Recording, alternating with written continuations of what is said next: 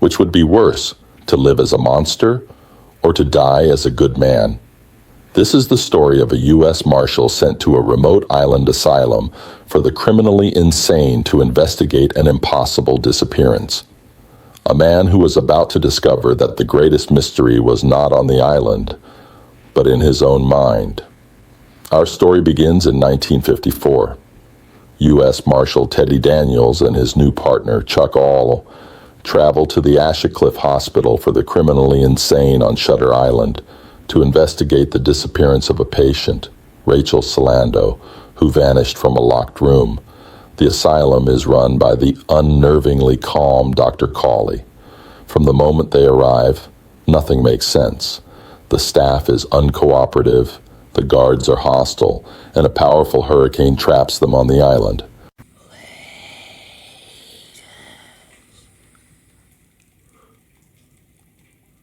Teddy is haunted by traumatic flashbacks of his time as a soldier liberating the Dachau concentration camp, and by vivid, surreal nightmares of his wife Dolores, who died in a fire set by an arsonist named Andrew Laetis.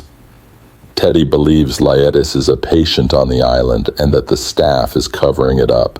He begins to suspect a grand conspiracy, that the hospital is performing illegal, mind-altering experiments on its patients. Teddy's investigation spirals into a paranoid nightmare. He breaks into the forbidden ward C, finds a patient who scribbles the word "run" in his notepad, and is told by a real Rachel Solando hiding in a cave that he is being drugged and manipulated.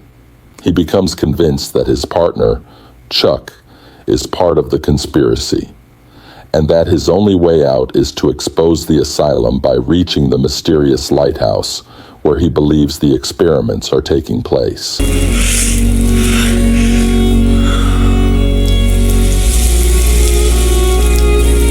The climax takes place not with a fight, but with a devastating revelation. In the lighthouse, Teddy finds Dr. Cawley waiting for him.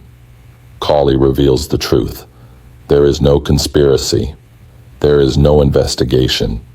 Teddy Daniels and Chuck All are not real. Teddy is, in fact, Andrew Laetis, the asylum's most dangerous patient, incarcerated for 2 years after murdering his manic-depressive wife, Dolores, who had drowned their 3 children. The entire investigation has been a massive, elaborate role play, a radical new therapy designed by Dr. Cawley to force Andrew to confront his trauma and break through his fantasy.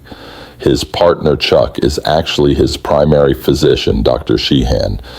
If this last-ditch effort fails, the only option left is a lobotomy. Andrew seems to accept the truth, collapsing in grief. The next morning, he is sitting with Dr. Sheehan. He seems cured until he turns and asks, which would be worse, to live as a monster or to die as a good man, before walking off with the orderlies, leaving his doctor to realize that he has not relapsed, but has chosen the lobotomy, unable to live with the guilt of his past. And that's the entire story. A masterpiece of psychological suspense. Do you think he truly relapsed, or did he choose his fate? Let us know in the comments. Thanks for watching TLDR Verse. If you want more summaries of your favorite movies and books, be sure to subscribe so you don't miss the next one. We'll see you in the comments.